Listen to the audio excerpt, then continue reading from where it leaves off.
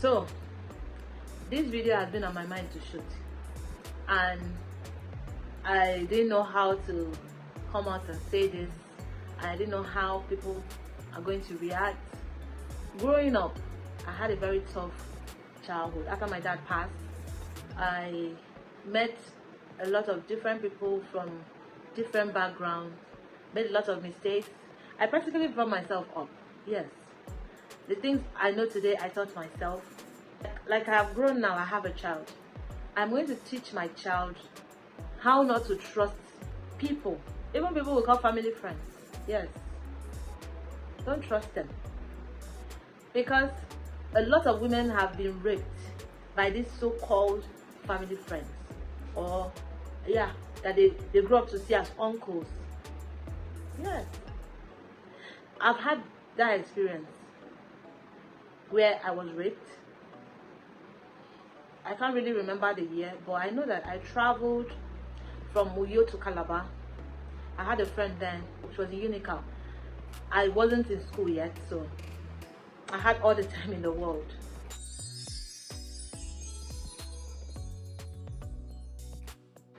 So I traveled to visit her and just spend time over there, change of environment. And I remember that there's a family friend. Now this family friend, I'm closer to, we're all young. I'm closer to his sister. The sister is my very good friend, and I used to, me and my sister, we used to go to their house. We cook, we eat. The parents knew us. He was the first son. Then he started asking me out, and I told him, no, you can't be asking me out, because I see you as my brother. And truthfully, I saw him as a brother.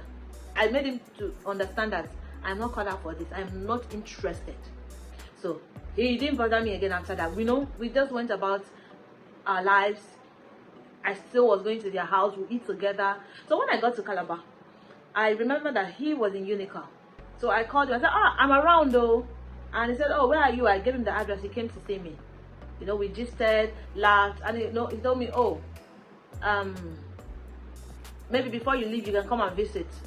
And I didn't see anything bad in that. I told him, okay, I'll try and visit, before I leave. And one of those days, my friend had gone to school, came back, and she went to school. She had a long day in school. So I waited till about, I think 3, 4. She wasn't back. So I called this family friend, and he directed me to his house. I took a public transport, got to his house. He was really nice, welcomed me. This is somebody I'm close to the family.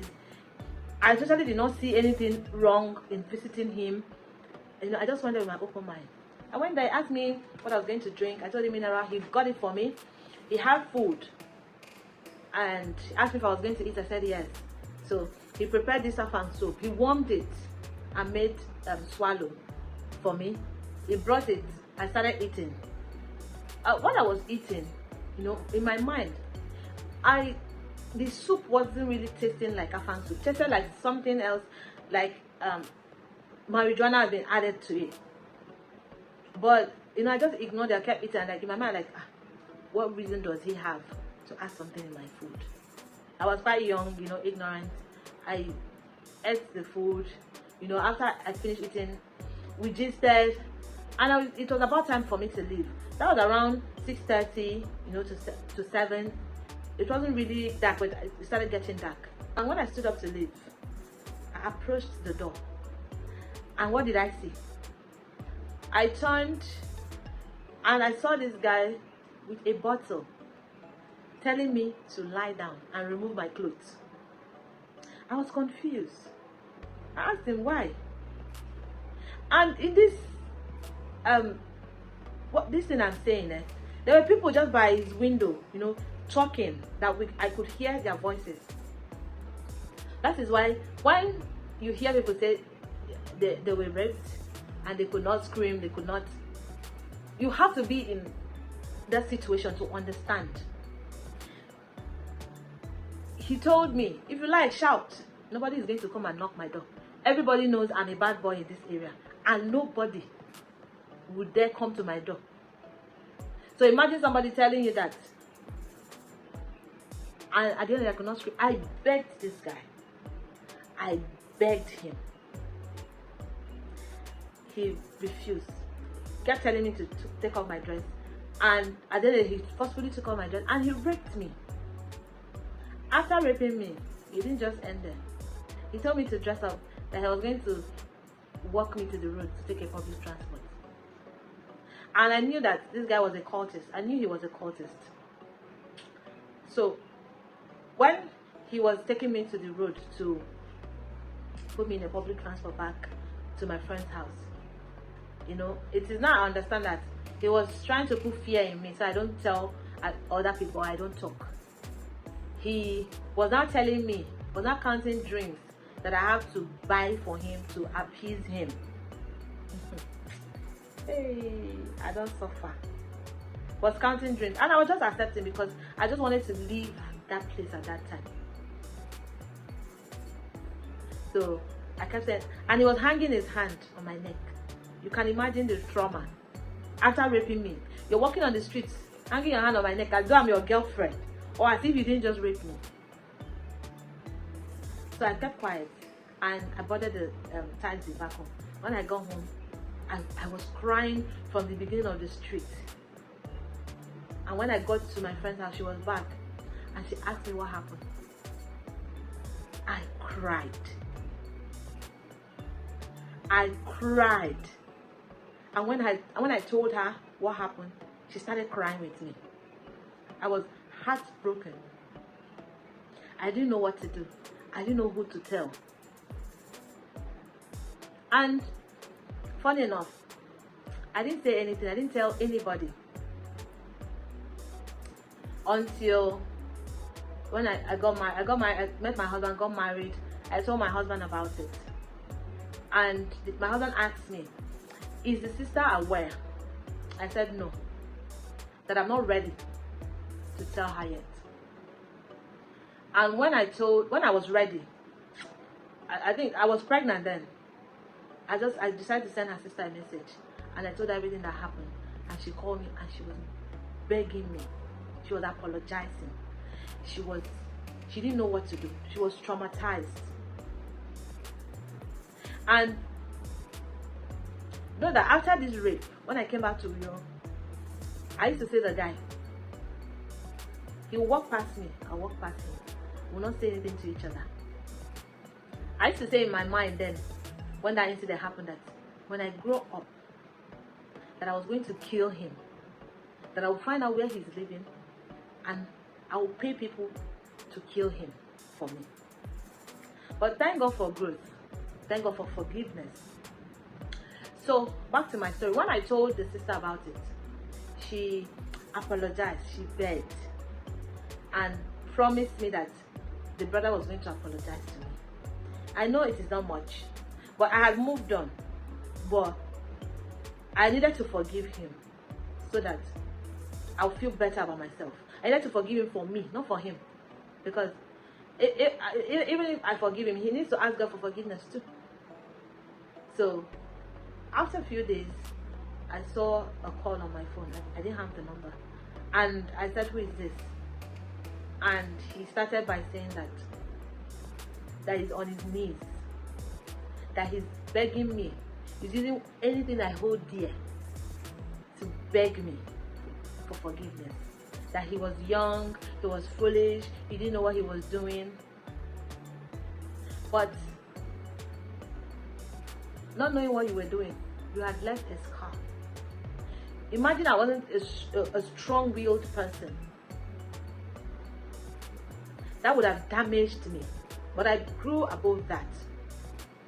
I didn't seek therapy. I was my own therapist. I moved on. And he begged, and I forgave him. He apologized, I forgave him. Now,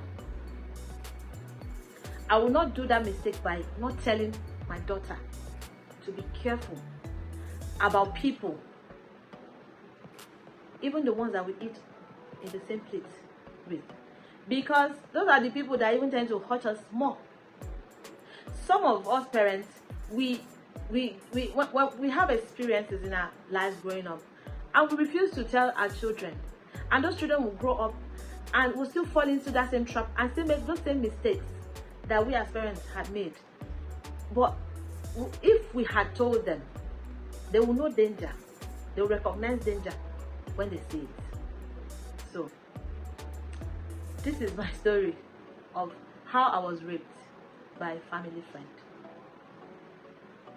I didn't have in mind to shoot this video, but it has been a burden in my heart to, let it out.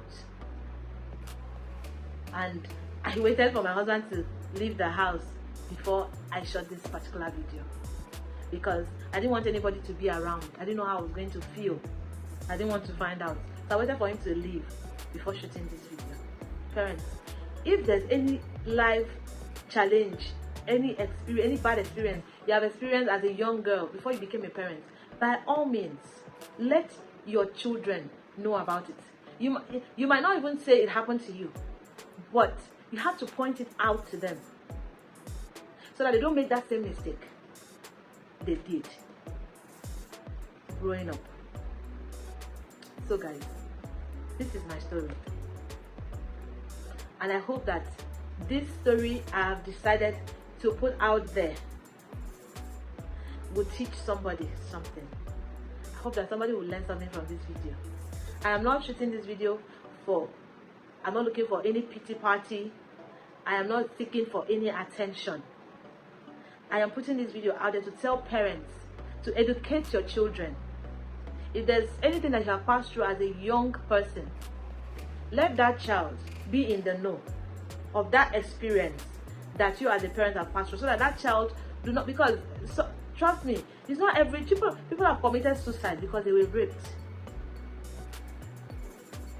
So you don't want to have a child who will kill his or herself, and the blame will be on you as a parent because you had this experience, but you didn't put it out there to your child to say, look, be careful, I've had this experience, or I've known someone who have had this experience. Don't trust this person totally, because people that have used our hands to open doors to come into our homes have ended up hurting us or hurting our children. There are a lot of people who have had these experiences that I'm talking about. You have either been hurt or your child has been hurt. For people that have come to your home, sat down with you, eat with you, and you didn't know there were wolves in sheep's clothing. So guys, please, let us educate our children. Rape is very traumatizing. I might have been lucky, but the next child might not be. I love you so much, guys, and I'll see you in my next video. Bye.